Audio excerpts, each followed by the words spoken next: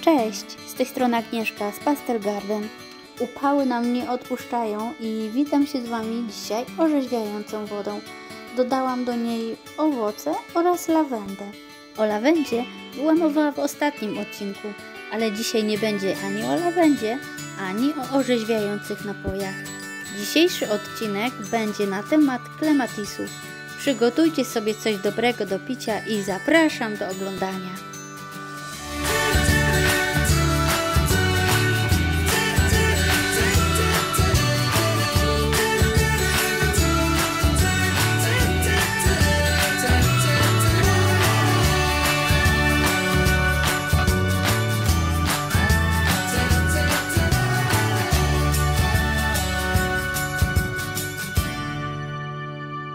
Jak wiecie, nasz ogród jest naprawdę niewielki i kiedy go zakładaliśmy, wiedzieliśmy, że powinniśmy skupić się na roślinach o niewielkiej średnicy, gdyż te szersze, kiedy będą się rozrastały, nie pozostawią zbyt wiele wolnego miejsca dla innych roślin.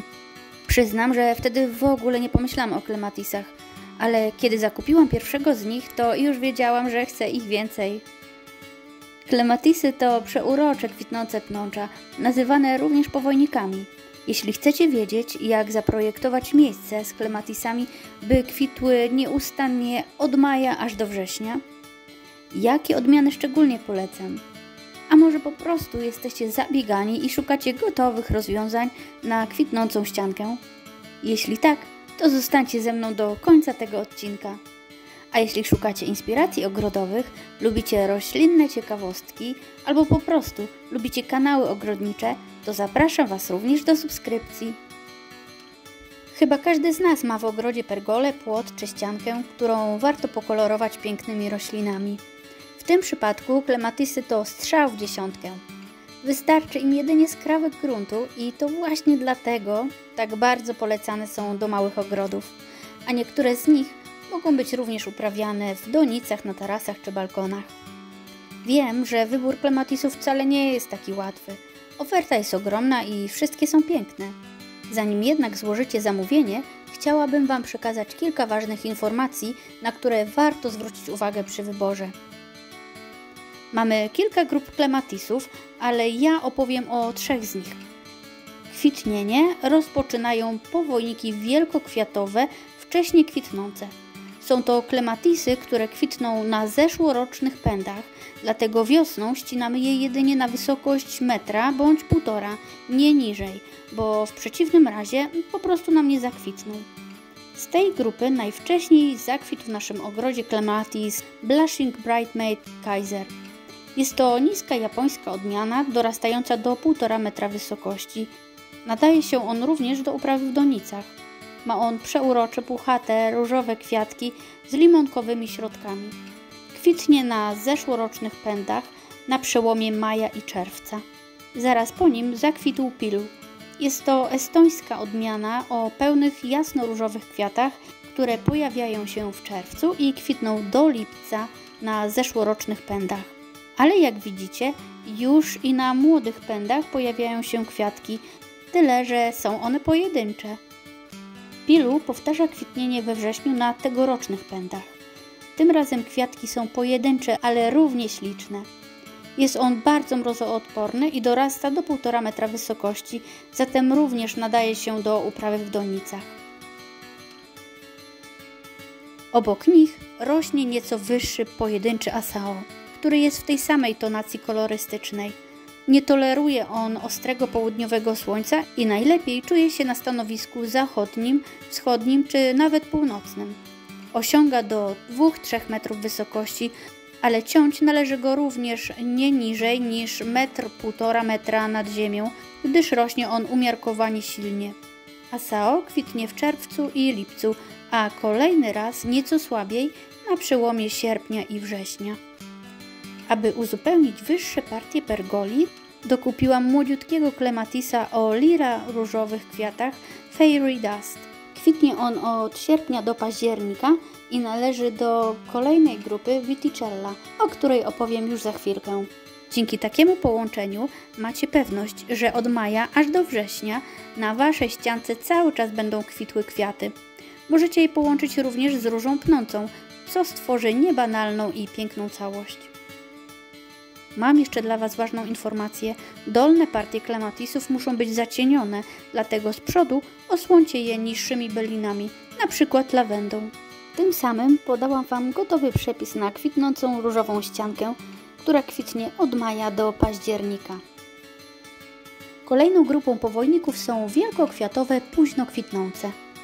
Charakteryzują się one silnym wzrostem, kwitną od lipca do września i mają pojedyncze kwiaty o średnicy od 5 do 15 cm. Ścinamy je na wysokość około 50 cm, czyli dużo niżej niż pierwszą grupę. W tej grupie klematisów moim ulubieńcem jest Comtessa de Puchon, który kwitnie bardzo obficie od czerwca do września. Jest to odmiana bardzo odporna i dorasta do około 3 metrów. Połączyłam go z wielkokwiatowym, wcześnie kwitnącym klematisem Pafar. Na przełomie maja i czerwca Pafar koloruje nasze pergole pełnymi, dwukolorowymi kwiatami. Początkowo są one ciemne, ale w miarę kwitnienia jaśnieją do różowo-białych pomponów. Dzięki temu w tym miejscu kwiatki są również od maja do września. Obok nich rosną róże, a nad nimi Clematis Ville de Lyon, który kwitnie dokładnie w tym samym czasie co Comtessa de Puchon. Jest on również bardzo odporną odmianą. Kolejne połączenie, tym razem fioletowe, to Blue Light, wcześniej kwitnący, oraz polska odmiana Błękitny Anioł, który należy do późno kwitnących wielkokwiatowych. Blue Light, czyli ten wczesno kwitnący, zwraca uwagę wielu naszych gości. Kwitnie od maja, a kwiaty ma intensywnie fioletowe, pełne, z limonkowym środkiem. Powtarza on kwitnienie w lipcu, ale za drugim razem kwiatki są już pojedyncze. U stóp Blue Light proponuję posadzić czosnki ozdobne. Dzięki temu miejsce to będzie zdecydowanie pełnowymiarowe i niepowtarzalne, no i przede wszystkim non-stop kwitnące.